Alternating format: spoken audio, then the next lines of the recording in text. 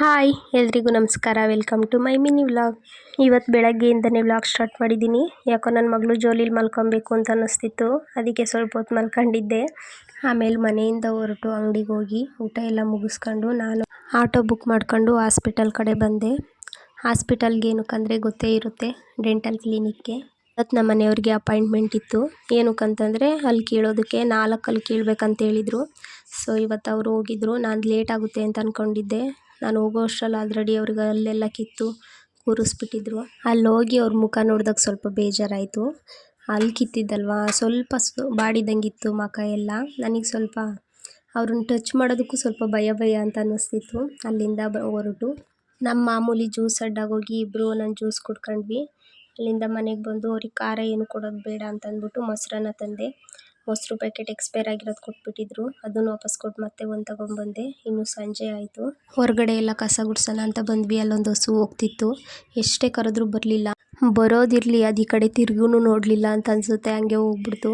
ಹೋಗ್ಲಿ ಬಿಡು, ನಮ್ಮಲ್ಲೇ ತುಂಬ ಇದೆ ಅಂತ ಅಂದ್ಕೊಂಡು ಕಸ ಎಲ್ಲ ಗುಡಿಸಿ ಒಳಗಡೆ ಬಂದೆ. ಇವತ್ತು ಹೊಸ್ದಾಗಿ MTR ಅವ್ರದ್ದು ಬಾದಾಮ್ ಮಿಲ್ಕ್ ಕೊಟ್ಟೋಗಿದ್ರು.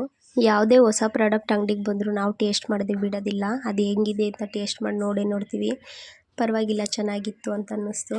ನನ್ನ ಮಗಳಿಗೆ ಸ್ವಲ್ಪ ಅಲ್ಪ ಕಡಿಯುತ್ತೆ ಅಂತ ಅನಿಸುತ್ತೆ. ಅಲ್ಲಿ ಬರೋದಕ್ಕೂ ಮುಂಚೆ ಪೇಯ್ನ್ ಆಗೋದು, ಕಡಿಯೋದು ಆಗುತ್ತಲ್ಲ, ಅದಕ್ಕೆ ಅವಳ ಬಾಯಿಗೆ ಏನಾದರೂ ಕೊಡಲೇಬೇಕು, ಇಲ್ಲ ಇರಿಟೇಟ್ ಆಗ್ತಾಳೆ. ತುಂಬ ಮುಷ್ಟಿ ಹಿಡಿದ್ಬಿಟ್ಟು ಅಲ್ಲಿ ಕಡಿತಾಳೆ, ಈ ಥರ ಎಲ್ಲ ಮಾಡ್ತಾಳೆ. ಅದಕ್ಕೆ ಒಂದು ಸ್ಪೂನ್ ಕೊಟ್ಟು ಕೂರಿಸಿದ್ವಿ. ಇನ್ನು ಸಂಜೆ ಆಯಿತು. ಯಾಕೋ ಅವಳು ತುಂಬ ಇರಿಟೇಟ್ ಆಗ್ತಿದ್ಲು ಅಂತ ಅಂದ್ಬಿಟ್ಟು ನಮ್ಮ ಅಂಗಡಿ ಮುಂದೆನೇ ಫಿಶ್ ಅಕ್ವೇರಿಯಮ್ದು ಫಿಶ್ದೆಲ್ಲ ಅಂಗಡಿ ಇದೆ, ಅಲ್ಲಿ ಕರ್ಕೋಗಿ ಬರ್ಡ್ಸ್ ಎಲ್ಲ ತೋರಿಸ್ಕೊಂಬಂದ್ವಿ.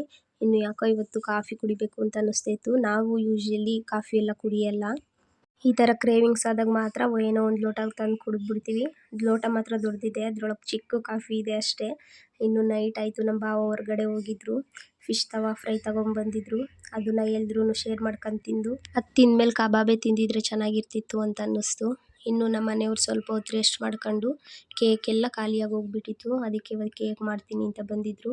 ಇನ್ನೂ ಕೆಲಸ ಇತ್ತು, ಆದರೆ ಅದೆಲ್ಲ ಬೆಳಗ್ಗೆ ಮಾಡ್ತೀನಿ ಅಂತ ಹೇಳಿ ಕೇಕ್ ಮಾತ್ರ ಮಾಡಿದರು. ಆ ಟೈಮಲ್ಲಿ ಕಸ್ಟಮರ್ ಬಂದು ಕೇಕ್ ಕೇಳಿದರು. ಇನ್ನು ಕೋಲ್ಡ್ ಆಗಿಲ್ಲ, ಒಂದು 10 ನಿಮಿಷ ಬಿಟ್ಟು ಬನ್ನಿ ಅಂತ ಕಸ್ಟಮರ್ಗೆ ಹೇಳಿದ್ವಿ. ಅವ್ರು ತುಂಬ ದೂರ ಏನು ಹೋಗಿಲ್ಲ, ಇಲ್ಲೇ ವೆಯ್ಟ್ ಮಾಡ್ತಿದ್ರು.